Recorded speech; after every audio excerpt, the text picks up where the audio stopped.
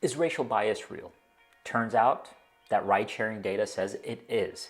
Today I'm going to talk about new research, a working paper that uses data from Lyft and police citations in Florida to show evidence of bias in traffic violations.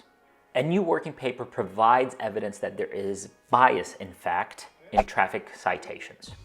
While there's many research that examines this question, this working paper does something slightly different and utilizes data that hasn't been used in the past. So it turns out that research in this area suffers from two main problems. First, the problem of selection bias. Most previous research relies on police reports to identify racial bias. However, this is a non-random sample. Who police might pull over to begin with might be very different than all the people that are actually speeding. So deciding to pull somebody over is actually a choice, and this creates a bias in the data. So we need data that tells us who actually was speeding, not just who was stopped. The second problem is this idea of measurement error. Police have discretion on what they list as the speed violation on the citation, which might be very different than the true speed being traveled. This causes an issue with the reliability of the data. We need data to tell us exactly the speed in which people were traveling when they were pulled over, or the speed that they were traveling when the police officer decided not to pull them over. So let's talk about this paper and why it's so powerful. This paper solves both of the problems with the data that I previously discussed.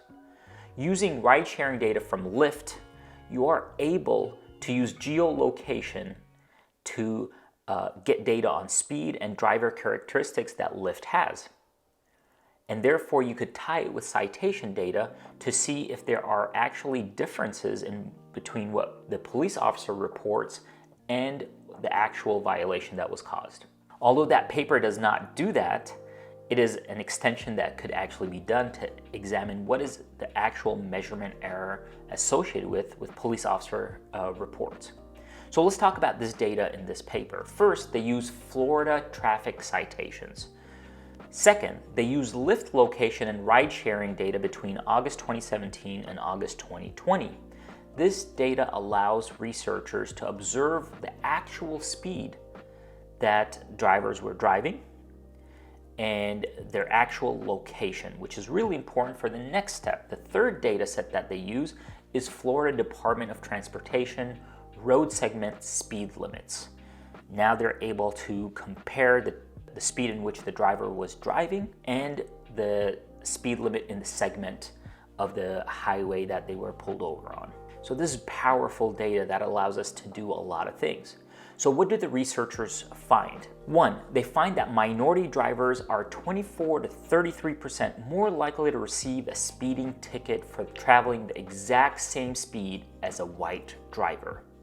So they have actual evidence of the bias here. The difference in the amount minority drivers actually pay in violation is 23 to 34% more in fines for the same level of speeding as white drivers. They also find that white drivers are more likely to drive 0 to 9 miles above the speed limit than minority drivers. However, when they look at larger speed variations, there was no statistical significance in the difference in the speeds of minority and white drivers driving above 10 miles per hour. So what's the takeaway here? The takeaway here is twofold. First, for government relying on human enforcement to assess whether people have violated the law is plagued with bias. So we need more automated ways of citing traffic violations that do not rely on human bias. Second, and this is where the economic outcome issues pop up. So for businesses that rely on traffic violation data for employment or insurance purposes and pricing of insurance, those outcomes are going to be impacted by the underlying bias. And therefore, those outcomes are going to be biased as well. So we should expect that minorities would pay higher, holding everything else constant, higher insurance cost, although they were as likely to violate the law as, actually less likely to violate the law than white drivers. So to improve profitability, businesses would need to measure and price risk accurately, and therefore they cannot rely on this data. This research highlights that racism and bias does still exist in our economy.